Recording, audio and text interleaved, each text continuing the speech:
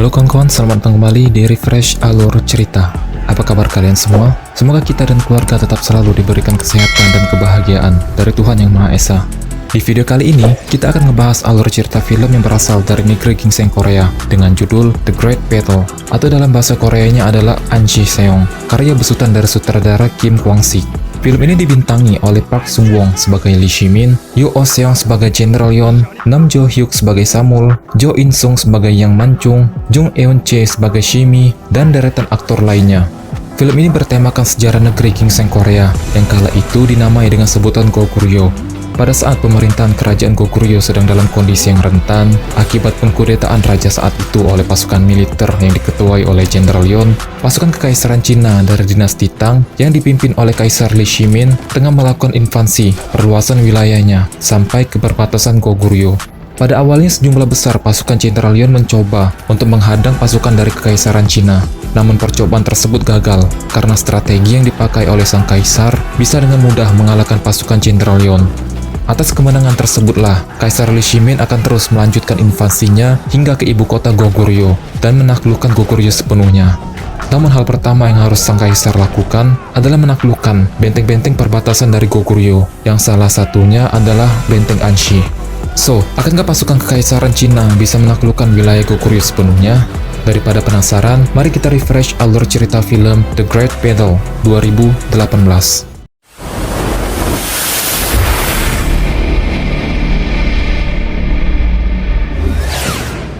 Pada era dinasti Tang, seluruh wilayah daratan Cina telah dikuasai oleh seorang kaisar yang dikenal dengan julukan Dewa Perang, yang bernama Kaisar Lee Shi-min. Julukan tersebut ia dapati karena telah banyak memenangkan berbagai macam peperangan, serta memperluas wilayahnya dengan cara tersebut. Tak puas akan wilayahnya tersebut, untuk memuaskan hasrat memperluas wilayah kekuasaannya, sang Kaisar Lee Shi-min kemudian mengerahkan 200.000 pasukan gabungan yang terdiri dari berbagai suku dari daratan negeri Cina untuk menyerang dan merebut wilayah Goguryeo, wilayah yang sekarang ini kita kenal sebagai daratan Korea. Dengan strategi yang ia pakai dari banyaknya pertempuran yang ia menangkan, membuat banyak benteng di sepanjang perbatasan Goguryeo ia taklukkan.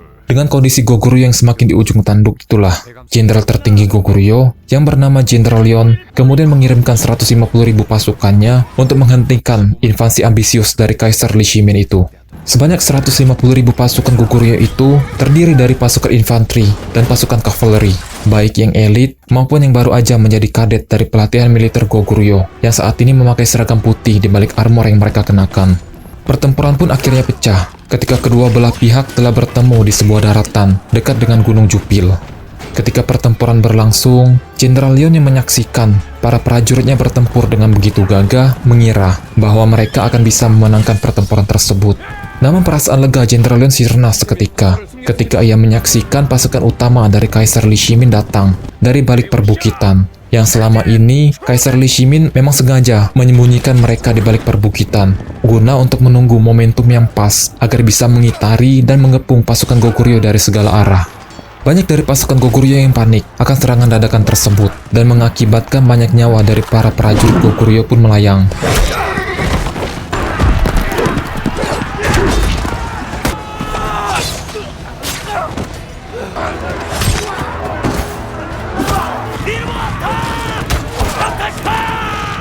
Jenderal Yeon yang melihat bahwa pasukannya itu sedang dibantai oleh pasukan sang kaisar, lantas mengibarkan bendera putih dan memberikan perintahnya kepada para prajuritnya untuk segera mundur agar mereka bisa dapat menyusun ulang strategi dalam menghadapi pasukan Kaisar Lee Shi-min di ibu kota Goguryeo.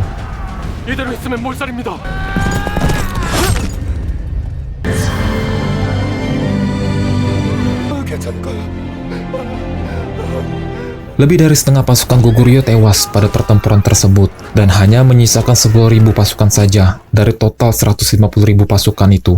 Jenderal Yeon berasumsi bahwa kekalahannya tersebut dari pasukan sang kaisar dikarenakan tidak hadirnya salah satu jenderal yang menjaga benteng Anshi yang bernama Yang Man-chung. Kesal akan panggilannya tidak digubris oleh sang penjaga benteng Anshi, Jenderal Yeon kemudian memerintahkan seorang kadet militer muda Goguryeo yang bernama Samul, yang kebetulan adalah penduduk asli benteng Anshi, untuk menyelinap masuk ke dalam benteng dan kemudian membunuh ketua dari benteng tersebut karena telah dianggap sebagai pengkhianat Goguryeo. Untuk lebih memotivasi Samul agar ia bisa menjalankan misinya tersebut, Jenderal Lyon kemudian memberikan sebilah belati berharganya sebagai bentuk keseriusannya untuk menghukum segala macam tindakan pengkhianatan terhadap bangsa Goguryeo. 할 수 있겠느냐? 수많은 군사들이 비명 속에 죽어갔다. 반드시 임무를 완수하겠습니다. Di sisi yang berbeda, atas kemenangan yang berhasil mereka raih, pasukan Kaisar Li Shimin sendiri berhasil menangkap dan menyandera banyak dari prajurit Goguryeo yang menyerah. Dan salah satunya adalah seorang perempuan yang memiliki kemampuan meramal, yang bernama Shimi. Shimi yang ditangkap juga membawa pusaka dari Goguryeo, yang berupa anak panah yang terbuat dari batu meteorit, beserta dengan busurnya. Yang mana busur dan anak panah ini pernah dipakai oleh pendiri bangsa Goguryeo yang sekaligus raja pertama Goguryeo, yaitu Raja Jumong. Sang kaisar yang penasaran dengan senjata itu lalu mencobanya. Namun apa yang terjadi? Bahwa ia tak sanggup menarik busur dari senjata keramat tersebut.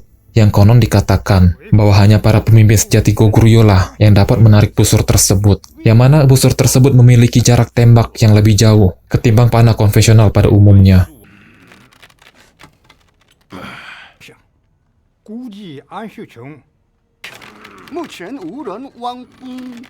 Samul yang telah berangkat dan telah memulai perjalanannya menuju ke Benteng Anchi, kemudian bertemu dengan dua orang prajurit Goguryeo yang sedang tersesat di tengah hutan.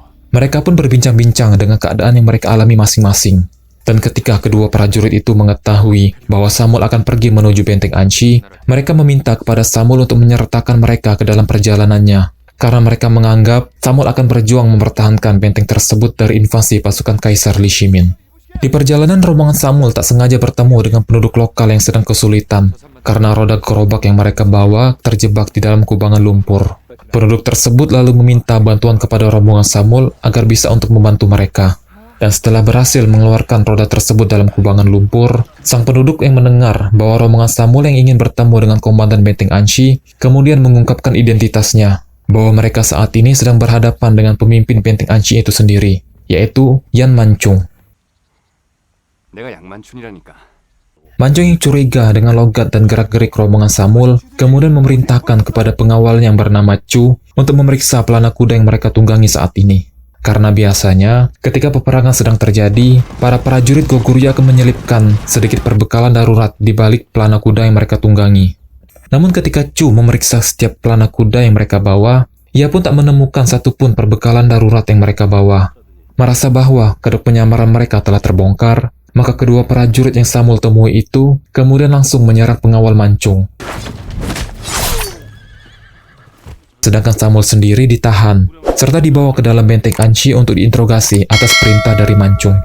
Ketika Manchung baru aja tiba di benteng, ia kemudian mendapatkan kabar dari salah satu prajuritnya yang mengatakan bahwa kedua kaptennya saat ini sedang terlibat perkelahian di tengah-tengah masyarakat sipil. Tak mau kedua kaptennya itu membuat kerusuhan yang lebih parah lagi, Manchung akhirnya pergi menuju ke tempat perkelahian dan langsung melerai kedua kaptennya itu.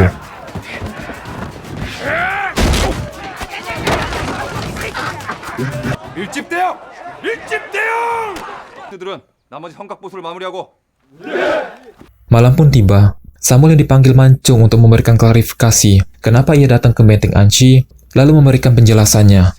Di bawah todongan panah yang diarahkan kepadanya, karena Manchung telah mengetahui bahwa ia telah dicap oleh Jenderal Lyon sebagai pengkhianat, dengan tegang Samul memberikan penjelasannya, agar Samul bisa berjuang mempertahankan benteng tersebut dari invasi pasukan Kaisar Li Shimin.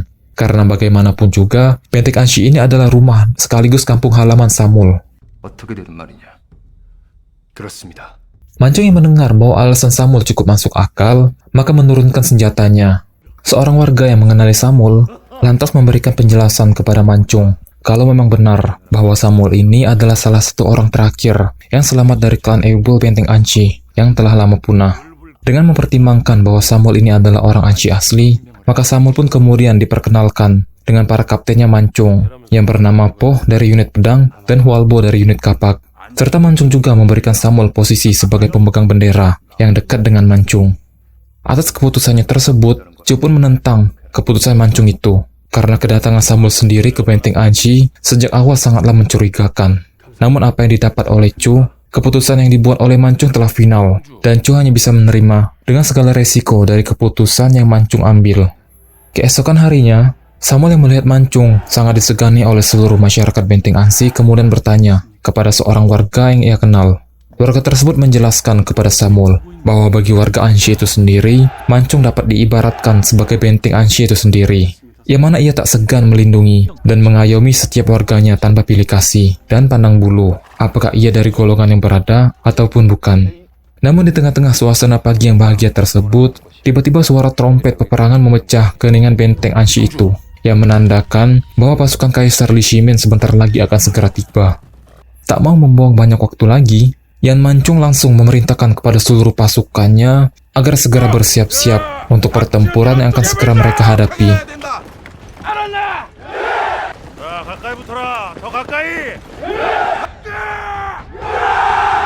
Mancung yang sedang bersiap-siap bersama dengan Samuel di ruangannya, kemudian memerintahkan kepada pemuda tersebut untuk merapikan jenggotnya sebelum pergi berperang, dengan menggunakan belati yang Samuel punya. Samuel yang merasa bahwa itu adalah kesempatan emasnya untuk menyelesaikan misi dari Jenderal Yon, mulai ragu, apakah ia akan melakukannya atau tidak. Merasakan bahwa niatan Samuel mulai goyah, Mancung kemudian mengatakan kepada Samuel bahwa saat ini bukanlah waktu yang tepat untuk mengeksekusinya. Dan Mancung akan memberikan kesempatan lain kepada Samuel jika pertempuran dengan Kaisar Li Shimin telah usai. Sebelum pertempuran dimulai, seluruh pasukan pertahanan Benteng Ansi terkejut dengan jumlah pasukan Kaisar Li Shimin yang mencapai 200.000 pasukan. Jumlah yang tak sebanding dengan prajurit pertahanan Benteng Ansi yang hanya sekitar 5.000 pasukan saja. Mancung pun merasakan bahwa kondisi pasukannya saat ini sedang kena mental. Lalu ia pun memberikan motivasinya untuk mendongkrak semangat para prajuritnya itu.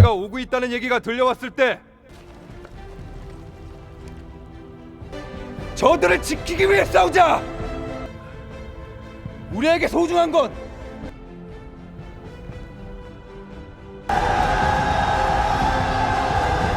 Dengan berakhirnya teriakan di kedua belah pihak, akhirnya pertempuran pun dibuka dengan serangan ketapel besar yang pasukan Kaisar Li Shimin bawa.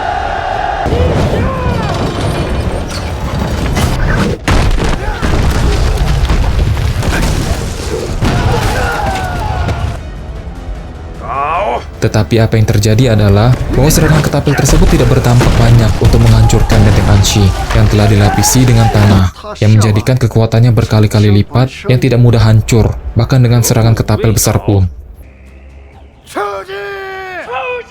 Selanjutnya Kaisar Li Shimin memerintahkan kepada pasukannya untuk memanjat dinding benteng tersebut dengan berbagai macam anak tangga. Ada yang menggunakan tangga kecil, sampai ada juga yang menggunakan tangga yang berukuran raksasa.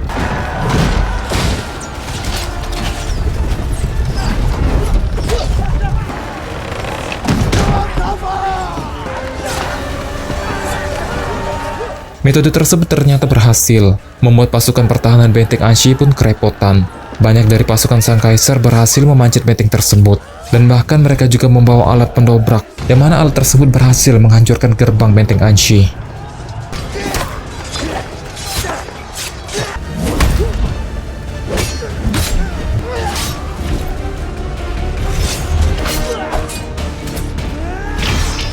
Mancung yang tak mempunyai banyak pilihan, kemudian memerintahkan kepada kapten unit kavaleri yang bernama Paso, serta kapten dari unit crossbow yang bernama Bekha, yang tak lain adalah adik kandungnya Mancung sendiri, untuk segera maju dan bergerak membantu pasukan pertahanan dalam mengusir pasukan Li Shimin yang berhasil masuk dari dinding bagian timur, barat, serta gerbang utama.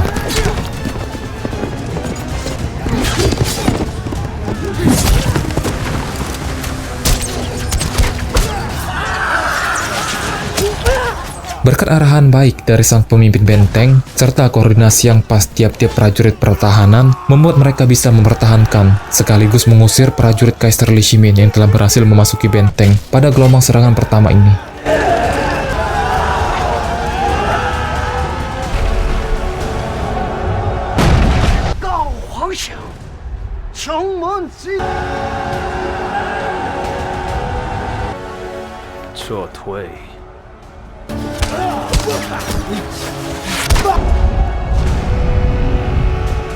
Untuk merayakan kemenangan tersebut, semua penduduk Ansi kemudian merayakan pesta kemenangan itu, yang ditunjukkan kepada semua prajurit yang telah berjuang, sebagai kontribusi mereka kepada para prajurit yang telah bersusah payah berjuang mempertahankan benteng dari gempuran pasukan Kaisar Li Shimin. Sedangkan bagi Samuel sendiri, kemenangan tersebut membuat keyakinannya untuk menjalankan misi dari Sang Jenderal Yon mulai tergoyahkan. Dengan kebimbangan tersebutlah, membuat Samuel dengan nekat menyelinap masuk ke dalam kamar Mancung. Serta ia juga dengan berani menodongkan belatinya ke arah sang komandan benteng Anshi, hanya untuk mempertanyakan alasan Mancung kenapa tidak merespon panggilan dari Sang Jenderal Yon. Mancung kemudian menjelaskan kepada pemuda tersebut bahwa peperangan dengan Kekaisaran Tang tidak akan pernah terjadi kalau Jenderal Yon tidak mengkudeta raja yang memerintah saat ini. Dan kalaupun peperangan tetap akan terjadi, maka pertempuran di daratan terbuka adalah tindakan yang bodoh dan ceroboh. Dan sama saja mereka menggali kuburannya sendiri. Karena dari segi jumlah pasukan dan taktik strategi, Sang Kaisar Li Shimin lebih diuntungkan dalam medan pertempuran tersebut. Dan tak lama kemudian, trompet peperangan kembali dibunyikan, menandakan bahwa gelombang serangan dari pasukan Kaisar Li Shimin akan segera terjadi. Kali ini Kaisar Li Shimin mengerahkan Siege Tower atau benteng berjalan untuk memanjat dinding pertahanan benteng Anshi tanpa takut prajuritnya ditembaki oleh pasukan pemanah benteng Anshi.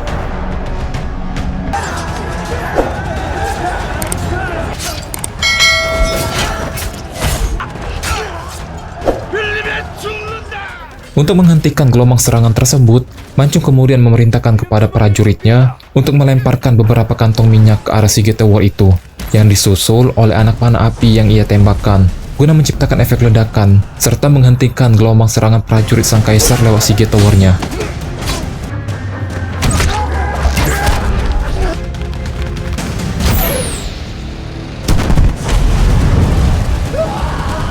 Setelah semua Siege Tower berhasil dihancurkan, kewaspadaan Mancung terhadap medan pertempuran yang masih berlangsung mulai kendor, yang mana ia harus menanggung akibatnya. Tombak salah satu jenderal Sang Kaisar berhasil menikam dada Mancung.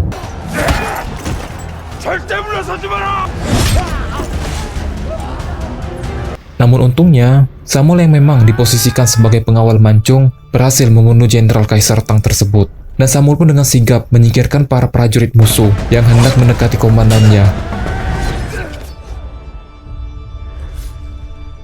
Mancung yang koma selama 4 hari, akibat luka tusuk yang ia terima dari pertempuran terakhir, kini telah sadarkan diri, yang mana ia diinformasikan bahwa pasukannya Kaisar Li Shimin telah ditarik mundur, dan pasukan tersebut tidak menunjukkan pergerakan akan serangan lanjutan. Di sisi yang berbeda, Kaisar Li Shimin yang tak menduga bahwa ia akan kesulitan dalam menaklukkan benteng Anshi, memanggil Shimi, dan menanyakan kepada perempuan tersebut tentang ramalan yang ia lihat. Dan Kaisar Li Shimin juga menanyakan bagaimana cara Sang Kaisar bisa menaklukkan benteng yang dijaga oleh Yang Mancung lewat ramalan masa depan yang ia lihat. Pada dasarnya Shimi ini adalah tunangannya Mancung sebelum ia mendapatkan kekuatan meramalnya.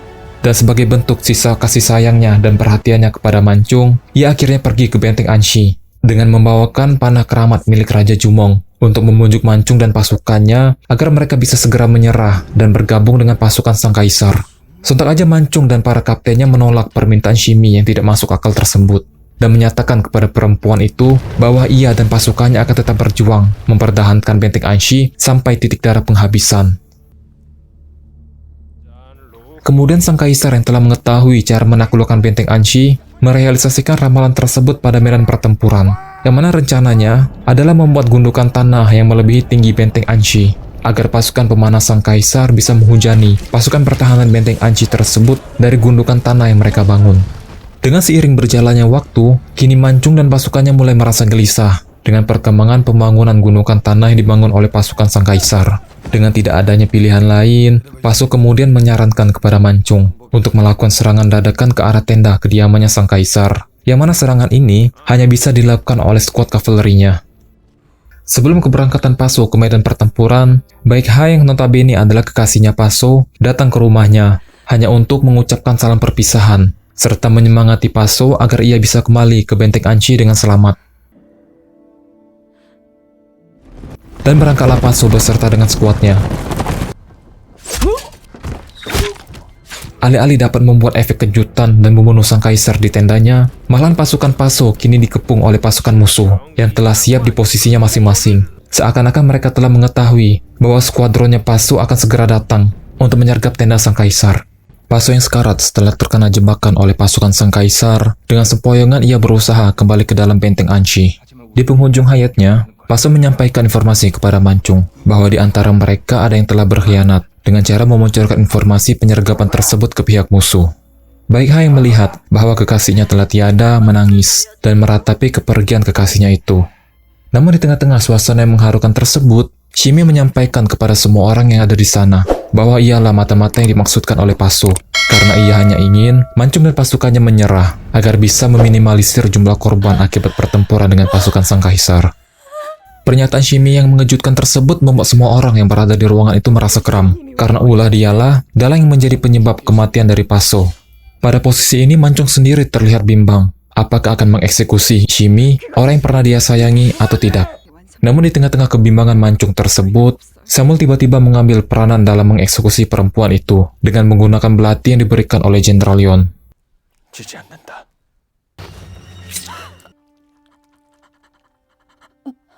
Dengan rasa frustasi akan kehilangan Paso, keesokan paginya Baekha secara nekat menerobos maju ke tempat Kaisar Li Shimin berada hanya untuk membalaskan dendam kematian Paso.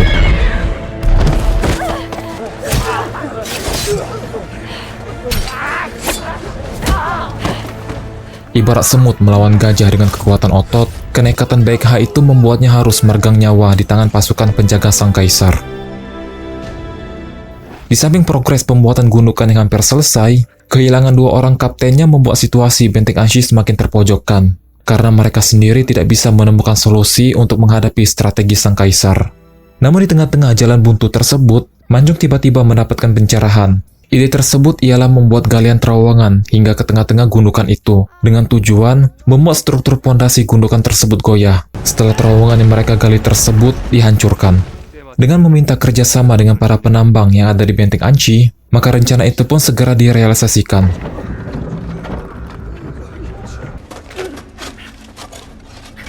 Dengan harapan besar agar bisa meminta bala bantuan, Samuel yang telah berhasil mencapai ibu kota Goguryeo kini sangat memohon kepada Jenderal Yon untuk mengirimkan bala bantuan pasukannya ke benteng pertahanan Anshi yang saat ini sedang digempur habis-habisan oleh pasukan Kaisar Li Shimin. Pada awalnya sih, sang jenderal sempat menolak dan marah kepada Samuel karena ia tidak bisa menjalankan perintahnya. Tetapi setelah mendengarkan alasan Samuel, sang jenderal berubah pikiran dan akan mempertimbangkan usulan Samuel tersebut untuk mengirimkan pasukannya guna membantu pasukan pertahanan benteng Anshi. Beberapa hari telah berlalu, rencana pembuatan gundukan tanah itu kini telah usai. Hanya dengan satu perintah mutlak dari Sang Kaisar, maka terbukalah gerbang yang membentangkan jembatan untuk menghubungkan gundukan tersebut dengan benteng pertahanan Anshi. Namun belum aja sempat pasukan kekaisaran tiba di atas benteng, gundukan tersebut roboh setelah struktur pondasi tanahnya dihancurkan lewat terowongan galian dari penampang benteng Anshi. Tak mau melewatkan kesempatan emas itu, Mancung kemudian memerintahkan kepada seluruh pasukannya untuk merebut gundukan tanah yang pasukan Kaisar Li Shimin buat agar bisa menguasai wilayah ketinggian untuk menghadang pasukan Kaisar Li Shimin. Merasakan bahwa rencananya telah dihancurkan, kini Kaisar Li Shimin kehilangan kesabarannya dan memerintahkan kepada seluruh pasukannya untuk menyerang dengan kekuatan penuh tanpa memperdulikan kondisi pasukannya alami.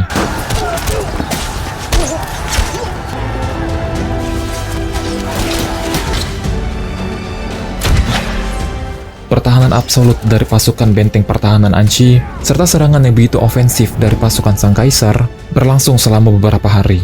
Hari demi hari, serangan demi serangan, kedua belah pihak saling luncurkan. Dengan semakin menipisnya persediaan anak panah yang digunakan untuk menekan serangan ofensif pasukan Sang Kaisar, membuat pertahanan pasukan Anshi kini mulai goyah, dan dengan mudahnya diterobos oleh ksatria berat yang dikirimkan oleh Kaisar Li Shimin.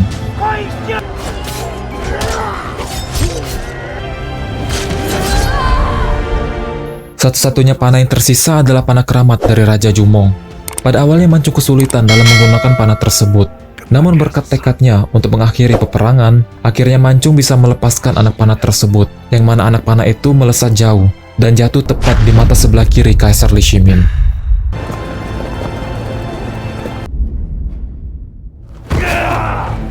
Dengan terlukanya Kaisar Li Shimin, ditambah dengan kehadiran pasukan bantuan dari Jenderal Yon, membuat Kaisar Li Shimin menarik mundur pasukannya dan menyatakan menyerah untuk menginvasi wilayah daratan Goguryeo.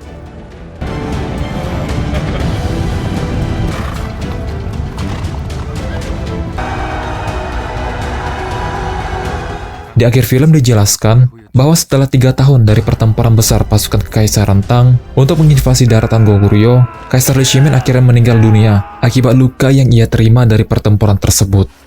Dan film pun usai.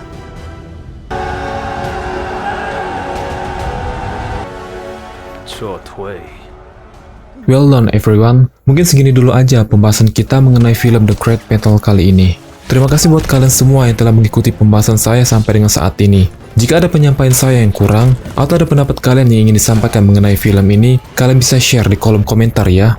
Dan jangan lupa juga buat subscribe, like, and share video-video dari channel ini, biar saya lebih semangat lagi buat ngebahas alur cerita film lainnya.